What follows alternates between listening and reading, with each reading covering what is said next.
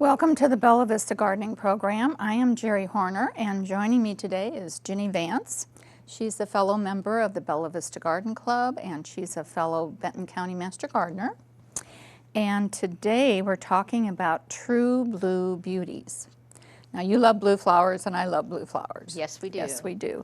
And sometimes it's hard to find blue flowers. But anyway, we're going to talk about some of the blue flowers that we can put in our garden. And we're also going to talk about upcoming events and what to do in your garden for July. So other than weeding and watering, so you have to do that all July. Yes. So, but first I want to thank our sponsor, Creek's Nursery on McNelly Road. We are so glad to have them as a sponsor of our show. And we're going to hopefully do some scenes from their garden, film some scenes, so that you can see what they have available. And they're just a great garden center, so they have a lot to offer. Beautiful center. Yes, yes.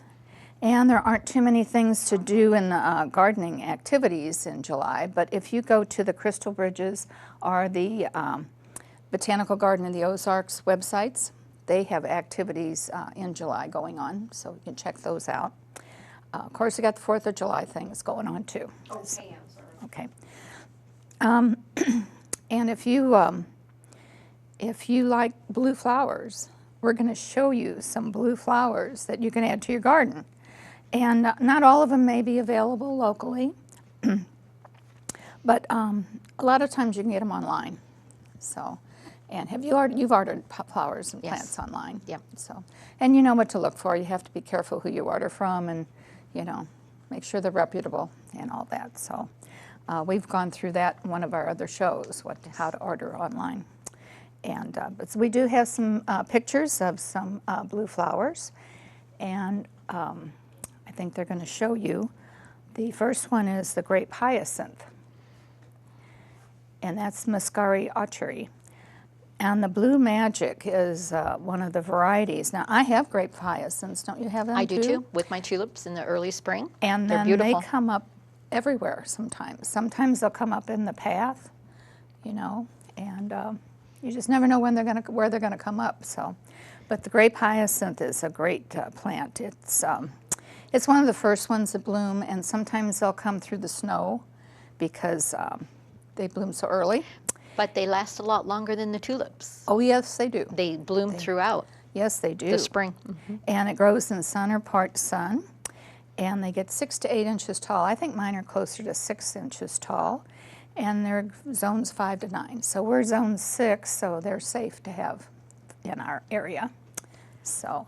And one thing that I have never done with mine, I've never split my bulbs. No. And they just continue to grow, and they're just beautiful. In fact, they do better here than the tulips. Yeah, they do. Yeah, tulips are not a good plant for here. The grape hyacinths don't really need to be divided unless they get so thick and they don't bloom. If they stop blooming and they came up in a certain place last year, then you can dig them up and divide them. Right. Just thin them out a little bit. Right. So Beautiful. they are pretty. Beautiful plants. And then the next one is the Chionodoxa forbesii. That is called Glory of the Snow. Now, I don't have this one, and I don't know about this one. This is one I researched. And it's also a spring bloom, and it can bloom before the snow is finished. It grows in sun to part shade, but it doesn't like hot afternoon sun. So some of them can take that hot afternoon sun and some can't. But this is such a sweet little thing. It's got the white center and then the blue. They're real petite. Edges. Yeah, they are. They're so sweet. I don't have these either. They grow to about 3 to 7 inches tall in zones 3 to 8. So it is also deer resistant and attracts butterflies and hummingbirds. Now, I don't think the hummingbirds are out this early where where they would, be on those flowers, but I guess in other areas they would attract them. Then the next one we have is the Gentian, and it's called True Blue. Now this is more of a purple blue. There's so many shades of blue, just like you've got navy on and I've got periwinkle, and there's so many shades of blue. And I've never heard of this plant before. And it grows to 15 to 20 inches tall. It likes moist soil and the sun to part shade, but it doesn't like hot afternoon sun. So we have some pretty hot afternoon sun sometimes. And it has been used a lot in medical cures. It's the roots have been used for different medications, so it's zone 3 to 9. No, I looked this plant up because it's a beautiful plant, And I never heard of it, though. grows all the way through midsummer through fall. So Proven Winners has this one, and it looks like it's a very popular plant. So we're going to have to get some. Well, I just don't know if it's available around here. We're It gonna is. have to have the nursery. Well, not in the nurseries, but I know you can get it through Proven Winners. And so, but for that to grow through midwinter through fall, and Right. blue flowers without deadheading, which is a plus. That's So a big plus. it's a big plus. Yeah. So we'll have to check that one out. Yeah, we're going to have to get that into our gardens. And now the next one is the Iris crestata, and it's the dwarf crested iris. Now I have this in my garden, and I've had it for years, and it's just a small dwarf iris, and It's if they can show the picture of it. But it does well in shade, to part shade. I don't think it likes full sun. I had it in full sun, and it just doesn't do well. But it likes shade to part shade, and blooms in early spring, about 6 inches tall. Again, it's deer resistant. The deer don't bother it, and it's just a sweet little flower. This was one of the very first plants that you gifted me. And the petite flowers on that are just so pretty. They are. But isn't there a story about the Oriental people used No, that's the roof iris. that's there's- another one that's Yeah, it's a beautiful too. different- Yeah, that's another blue iris. That's another blue iris. Yes. But anyway, this little iris it's beautiful. It's so Yeah. sweet, and it blooms early, and Yes. it's just It really- lasts. yeah. And then right now, since it's finished blooming, the leaves on it are just so pretty in the garden. yeah. It's just very Just very a lot of very texture. compact, Yeah. and the leaves are staying green, which is very unusual for Yeah. an It's- iris. They stay green all year. Yeah, they They're do. really nice. Yeah. Very very It's a good addition, and we have it available in our plant sale usually. yep. So, then the next one is the Hortensia virginica. It's called Virginia bluebells. That's what most people call them. And it's a native, and it's ephemeral perennial, which means it blooms and then it kind of fades away. After it finishes blooming, it kind of disappears in your garden. So you think maybe it died, but it didn't. It just kind of disappears until spring next year. And it grows 1.5 to 2 feet tall. And the buds appear kind of pink when they first come out, and then they open to a beautiful blue. So sometimes they kind of look pink because they haven't fully opened. And then it blooms in early spring, and it likes moist, rich soil. And it can tolerate the black walnut trees. So if you have black walnut trees, you can grow this under those trees, and it'll be perfect because there's so many plants that black walnut puts out a chemical that the plants don't like, and it affects their roots. So this is one plant you can use around black walnuts. Now, do you have that in your garden? No, I don't. I was going to say, I was reading on that online, and very short bloom cycle, but a very pretty It's a wild-looking wildflower, yeah. Very pretty. And in Texas, they're just everywhere. You know, Oh, that is their that's wildflower, their isn't it? wildflower, yes. So you see them all over Texas. So they do like the heat, I guess, a little bit more than some of the others, but it's a beautiful flower. And I think a couple of our members have this flower in their garden, so it may be available in our plant sales. And then the next one we have is Myosotis sylvatica, and it is called the forget-me-not. Now, I know we've had this plant in our plant sale, and it's a native perennial. It blooms from May to October, so you can't beat that. And it does well with fertilizing in spring and fall. So if you fertilize it, because it's such a bloomer, it needs some fertilization. It can grow up to 2 feet tall, although I haven't seen them grow 2 feet. And it likes moist soil and prefers shade. And it will reseed itself. So this could be a spreader I was going to say it'll take over. It can It'll take over if you don't watch it. Yep. And sometimes there's a pink petal on the flowers instead of blue. Every once in a while you'll see a pink petal on those blooms. So it's zone 5 to 9 also. And I know we've had it in our sale, and I've tried to grow them, but it didn't like where I put them. So I just haven't had much luck with them. I haven't found the spot for them yet. I don't have a good spot for it either. And I have enough plants that spread, so I don't need any more spreading plants. But it would be great if you had a little area, you know, that's like a little boxed-in a planter or something. It would be perfect for that because it can't get out of control. It can't get out of control. Yeah. Yep. You have to control some of these plants. Yep. So, and the next one we have is Amsonia, and it's called Storm Cloud. Now, the Bluestar is what we usually call it. There's so many names of plants that, or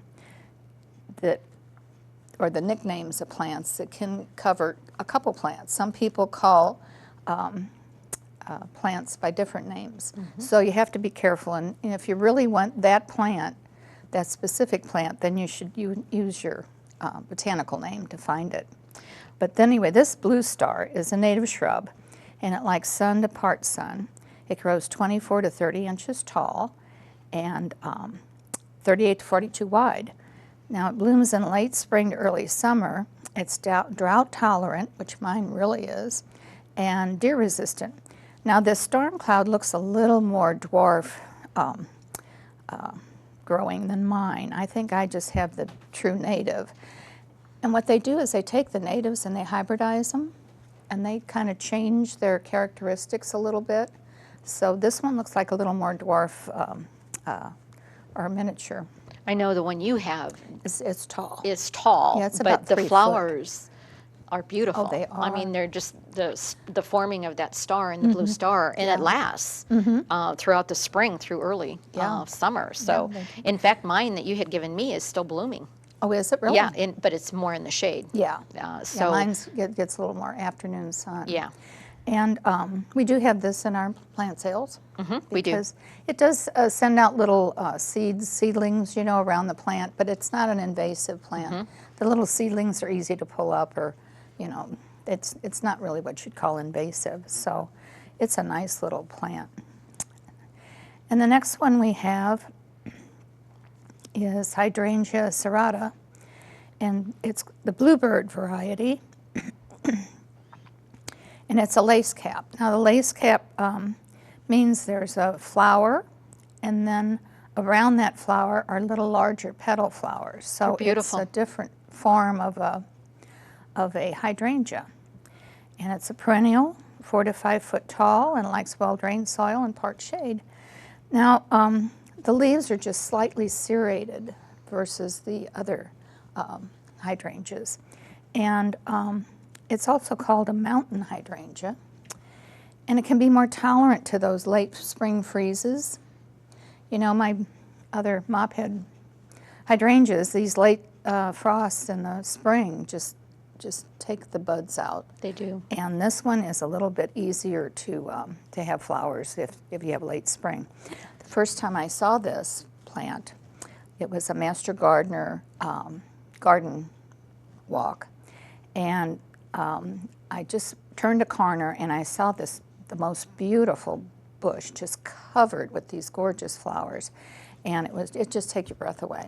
Now, I've never beautiful. seen this one on. It's very difficult to find. Well, it's not easy to find. Yeah. Yeah, you have to. Well, and then in order to keep the blue, the flowers, you've got to, use the aluminum sulfate. Well, they like acid soil. The acid soil. The more acid, the more blue. Right. And some hydrangeas, you can change the color just by adding lime to the soil. Goes it makes pink. it sweeter. It makes it more pink or lavender.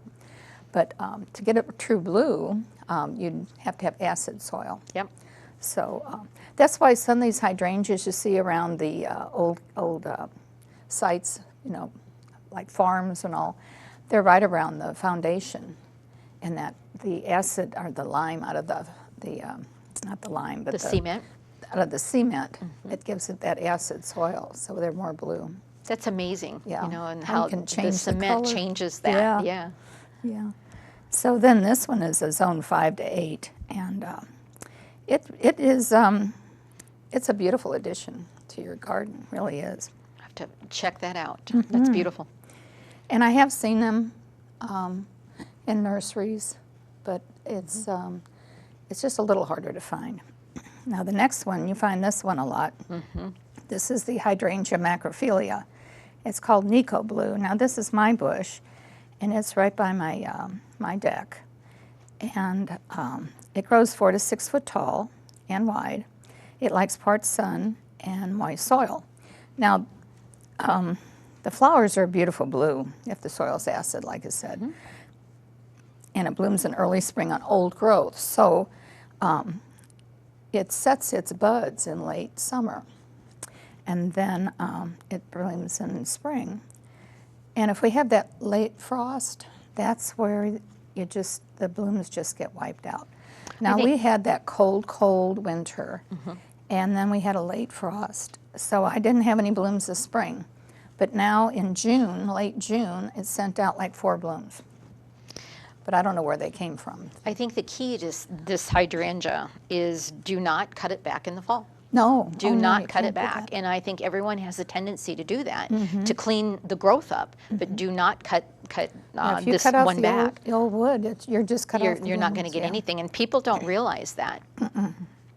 So the only thing you can do is after the blooms have faded, like in August or something, just cut that bloom off, close to the stem there, and then preserve those buds. Yep. So, but it's a beautiful plant when it does bloom, and about every 3 or 4 years I have a gorgeous bush, but then other years it's just green. Yep. And then during the day, what happens is the leaves kind of wilt, and you think it needs water, but it's not true. It doesn't need water. It's just reacting to the heat. And the next morning, you go out there and the leaves are just fine.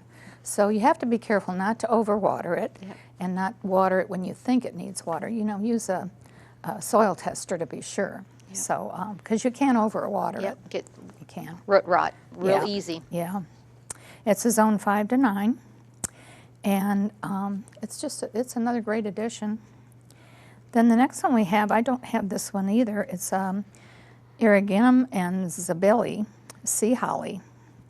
And this is called Big Blue. There's different varieties of sea holly. And it's a perennial, grows 3 foot and likes full sun. So this is one you could really put in full sun. And it has those deep blue flowers. It blooms early to late summer, and it's a great cut flower too. It lasts a long time. It's drought tolerant and deer resistant, and attracts butterflies. And it's zone 5 to 9. Now this one you don't want to put near a path or by your front door because it's pretty spiky. Yeah. It'll kind of get you. Yeah. Yeah. But it's got such a pretty blue flower, and then actually it's kind of the stems are almost blue too. So it's like a true blue plant. But it can be kind of prickly, and you want to put it where the people aren't going to be, brushing up against it. Or you want to put it under the window of your teenage daughter so she can't sneak out in the middle of the night. So that's a good one for that. Well, and it grows, pretty tall. Yeah, it does. It's a beautiful plant, too. Yeah, it really is. I don't have this one either. Now the next one is the Salvia longispicata, farinacea.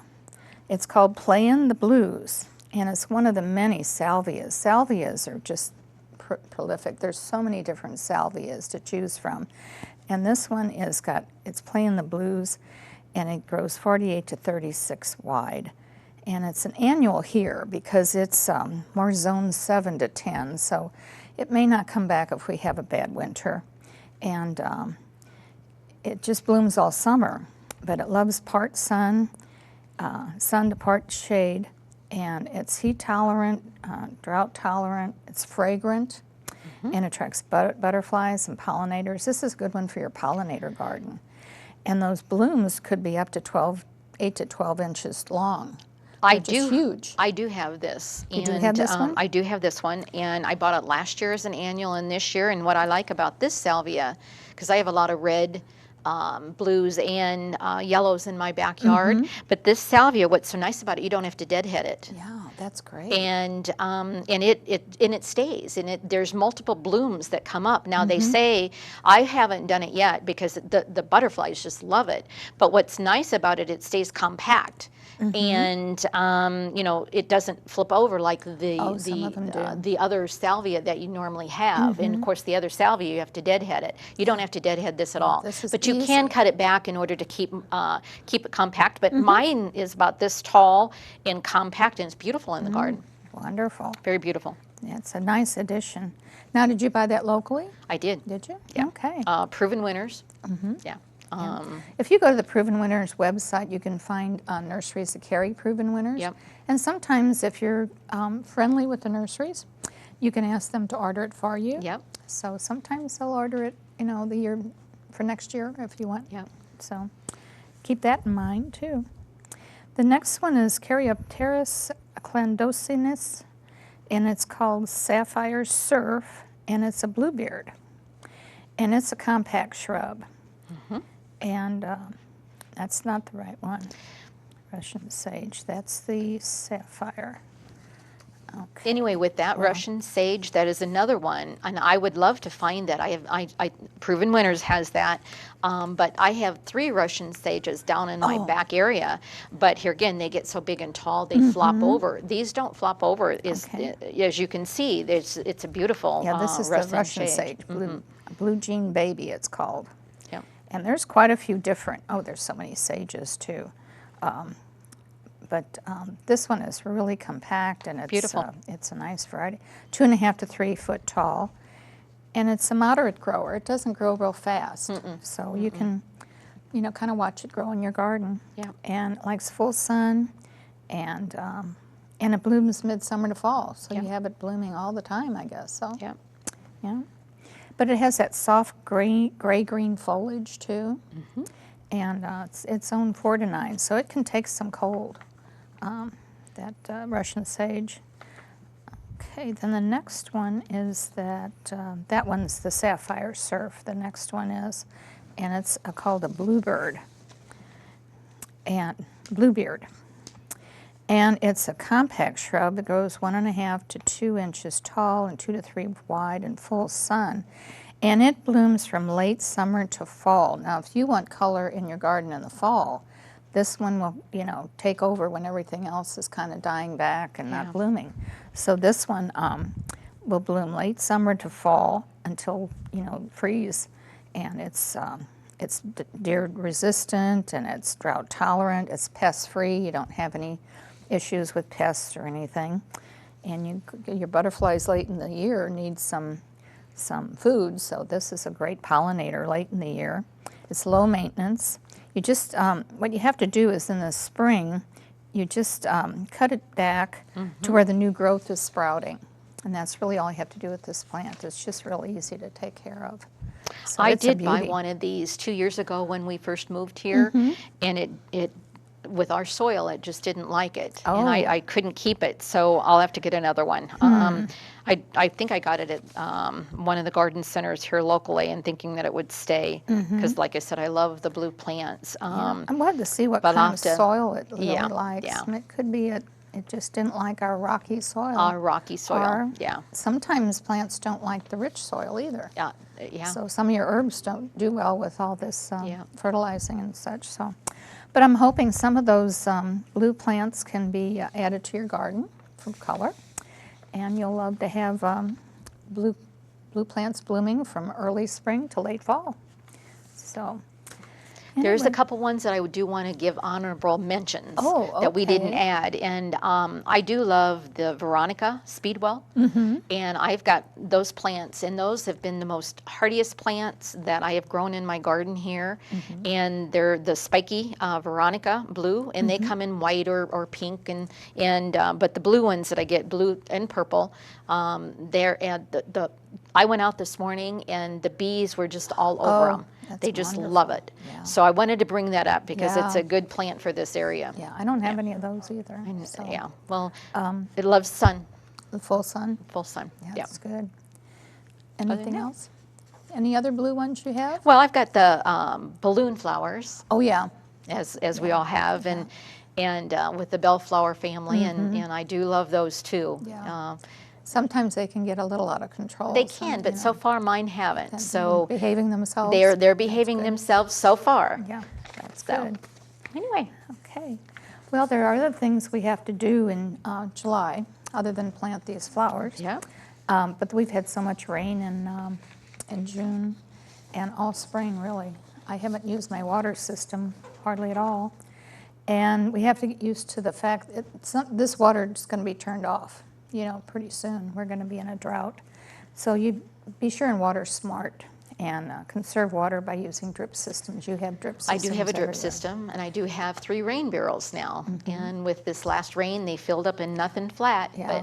But with that heat, though, the 92, 98 degree weather that we've had, I've had to water.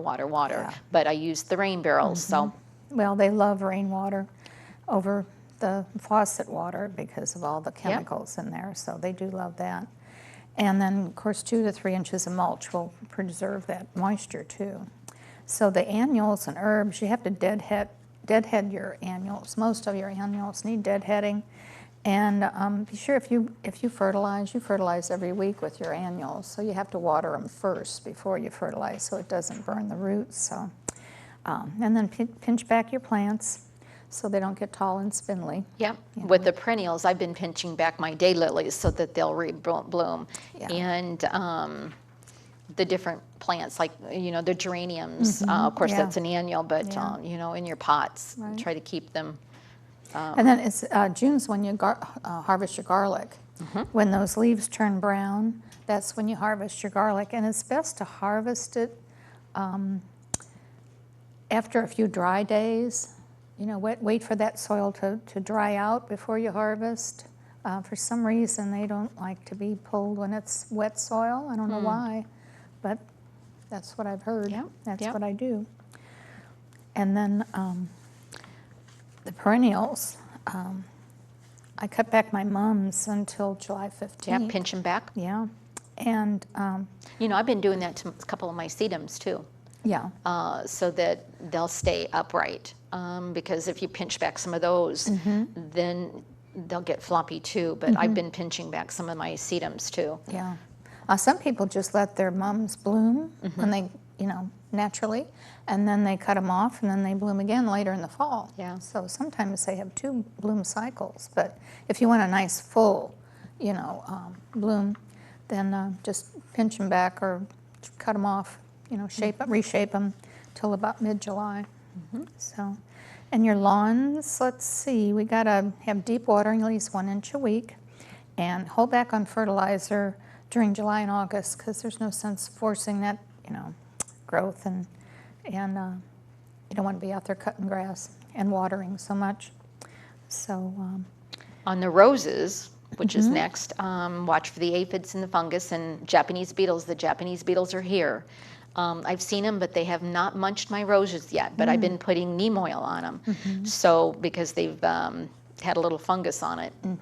So well, with all this moisture we've Yes. had and high humidity, the fungus on the roses and the phlox have been terrible. So yeah. Well, and then my azaleas have gotten a little white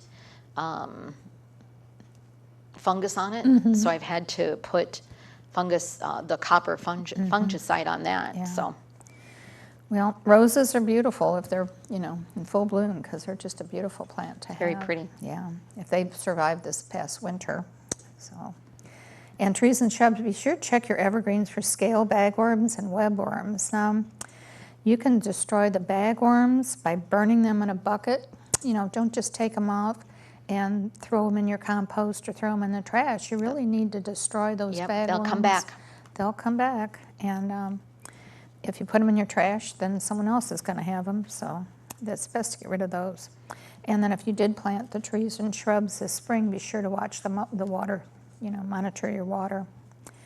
So, And the vegetables, you have I've a got wonderful- 5-gallon buckets of vegetables, and my peppers are doing beautiful, and my tomatoes are doing beautiful. I know your tomatoes are wonderful. They're delicious. They are Anyway, they've come, they're, starting to to get the tomatoes. I know with the Helping Hands Garden through the Master Gardeners, they had indicated they've had already produced 500 pounds of vegetables for the pantry Right. there. And this so is that's just, perfect. you know, So your this is- vegetables are ready to be harvested. right. And you got to get them before the insects and the rodents Definitely. do or whatever. Yeah. You know, when I grew tomatoes, I'd just about be ready to take one the next day, and I'd go out there, and the raccoon would have taken a big bite out of it or something. So Yeah. we have to deal with the critters. Well, and be sure and water them daily, depending on where you're at. Watch for the And then they need fertilizer too. fertilizer. Yep. Yeah. Once they start growing. Yeah. So if you have any other gardening questions regarding gardening in July, the Master Gardener has a website. It's the bentoncountygardening.org, and it's filled with gardening information. So, and for more information on the Bella Vista Garden Club, you can go to bellavistagardening.com, and we have on our homepage we have a list of things to do in your garden for the month. You can go there and check. And the main thing to do is, you know, for right now is just enjoy what you planted, and, you know, take a little lemonade out there, iced tea or whatever you want, and you know, just enjoy your garden. Don't just be working at it all the time. Just enjoy it too. I drink my morning coffee and Yeah. walk my garden, and I know we also have our wine in the afternoons Right. and walk our gardens. Right. So Yeah. And you got to share your gardens. Yes, and you share do. it with friends. And the Garden Club meetings will resume in September, so we're taking the summer off for meetings. So we'll be meeting again the fourth Wednesday of September, and we'll have more information about that later in the year. But I want to thank you, Ginny, for joining us today. welcome. It's always fun to talk gardening with you and to learn about, you know, plants and what they do and how they do.